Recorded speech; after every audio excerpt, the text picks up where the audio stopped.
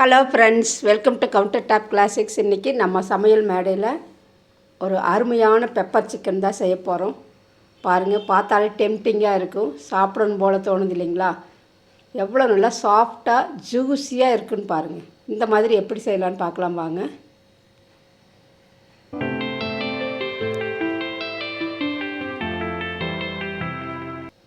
இதுக்கு ஒரு குட்டி பேன் வச்சுக்கிறேன். ட்ரையாக தான் நம்ம எல்லாமே வறுக்க போகிறோம். 2 ஸ்பூன் பெப்பர் சேர்த்திக்கலாம், மிளகு 2 ஸ்பூனு, 1 ஸ்பூன் சோம்பு, 1 ஸ்பூன் சீரகம் சேர்த்திக்கலாம். நம்ம எவ்வளவு பெப்பர் சேர்த்துறோமோ அதில் பாதி சோம்பும் சீரகம் சேர்த்திக்கலாம். காரத்துக்கு ஏற்ற மாதிரி காஞ்ச மிளகாய் சேர்த்திட்டு நல்லா கலர் மாறாமல் கருகாமல் வறுத்துக்கலாம். இந்த வறுக்கிறதுல தான் இந்த பெப்பர் சிக்கனுடைய டேஸ்ட்டே இருக்குது. லோ ஃப்ளேமில் வச்சு நல்லா வாசனை வர வரையிலும் அந்த சோம்பு சீரகம் மிளகுடைய அரோமா அப்படியே வரணும். இப்போ ஸ்டவ் ஆஃப் பண்ணிடலாம். ஆறின பிறகு மிக்சர் ஜாரில் சேர்த்து நல்லா ஃபைன் பவுடராக அரைச்சி எடுத்துகிட்டு வந்துடலாம்.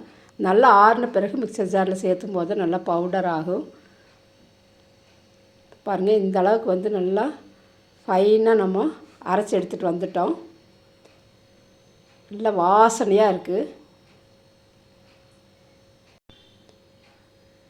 வேறொரு கடாய் வச்சு அதில் எண்ணெய் ஊற்றிக்கலாம். எண்ணெய் நல்லா சூடாகட்டும். எண்ணெய் சூடான உடனே கோல் ஸ்பைசஸ், பட்டை, ஸ்டார் அனீஸ், கிராம்பு, ரோஜா மொக்கு இதெல்லாம் சேர்த்திட்டு ஒரு 1/4 ஸ்பூன் அளவுக்கு சோம்பு சேர்த்திக்கலாம் வாசனைக்காக. சின்ன வெங்காயம் ஒரு 250 கிராம் சின்ன வெங்காயம் பொடியாக கட் பண்ணி வச்சுக்கிறேன். அதையும் இதில் சேர்த்திட்டோம். வெங்காயம் நல்லா வதங்கணும்.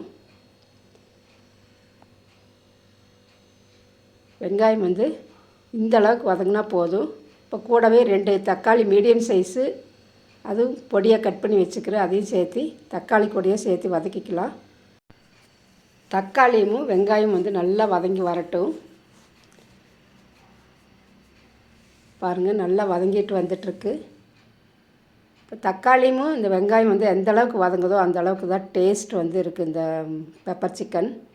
இப்போ இஞ்சி பூண்டு விழுது நம்ம அது கூடவே சேர்த்து நல்லா மிக்ஸ் பண்ணி விட்டுடலாம். கூடவே ஒரு கொத்து கருவேப்பிலையும் சேர்த்து நல்லா மிக்ஸ் பண்ணி விட்டுடலாம். இஞ்சி பூண்டு விழுதுடைய பச்சை வாசனை போகிற வரையில் நல்லா கலந்து விட்டுடலாம். இந்த இஞ்சி பூண்டு போட்ட உடனேவே நம்ம நான்வெஜ்ஜுடைய வாசனை தூக்கலாக இருக்குது. இப்போ ஒரு 750 கிராம்ஸ் இருக்கக்கூடிய சிக்கன் நல்லா க்ளீன் பண்ணி வச்சுக்கிறோம். மஞ்சத்தூள் உப்பு இதெல்லாம் போட்டு நல்லா கழுகி வச்சுக்கிறோம். அதையும் சேர்த்தியாச்சு. சேர்த்திட்டு நல்லா கலந்து விட்டுடலாம். இந்த வெங்காயம் தக்காளி கூடவே இஞ்சி பூண்டு விழுது இது எல்லாமே சேர்ந்து நல்லா வதங்கி வரட்டும். அந்த சிக்கனில் இருக்கக்கூடிய தண்ணி நல்லா சுண்டுற வரையிலும் வற்றி வர்ற வரையிலும் நல்லா ஹை ஃப்ளேமில் வச்சு கலந்து விட்டுடலாம்.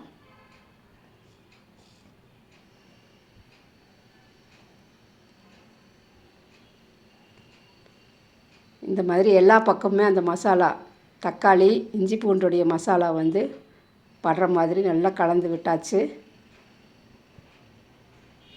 இப்போது நம்ம அரைச்ச அந்த பவுடர் பாதி சேர்த்திக்கலாம்.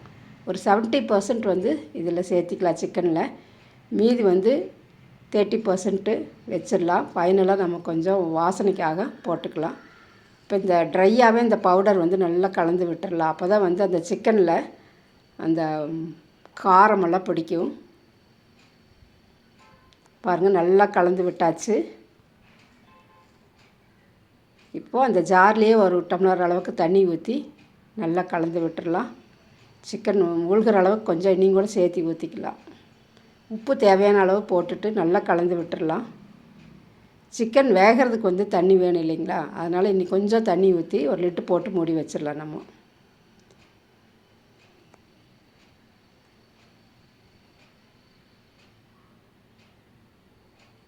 ஒரு 3 நிமிஷம் கழித்து பார்க்கலாம். நம்ம ஹை ஃப்ளேமில் தான் வச்சுக்கிறோம். சீக்கிரமாக சாஃப்டாயிரும். இப்போ ஓப்பன் பண்ணி பார்க்கலாம் வாங்க. வாவ், சூப்பராக சாஃப்டாக ஆயிடுச்சு பாருங்கள். நல்லா சாஃப்டாக அந்த தண்ணியெல்லாம் ட்ரை ஆயிடுச்சு. தண்ணியெல்லாம் வற்றினாலே போதும் அந்த சிக்கன் வேகிறதுக்கான அளவு.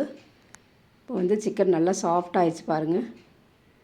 நல்லா ஜூஸியாக சாஃப்டாக இருக்குது. பார்த்தாலே குழந்தைகள் கூட விரும்பி சாப்பிடுவாங்க, அந்த அளவுக்கு வந்து இருக்குது.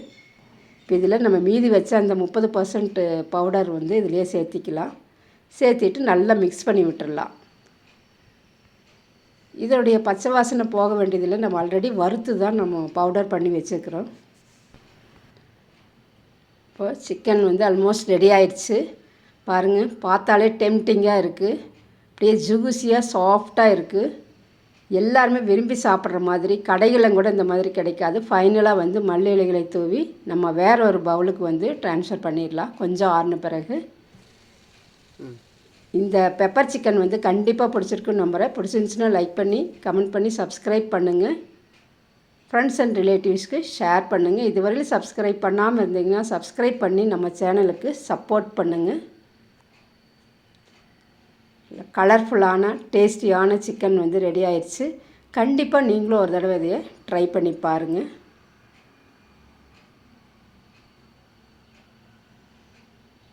தேங்க்ஸ் ஃபார் வாட்சிங்.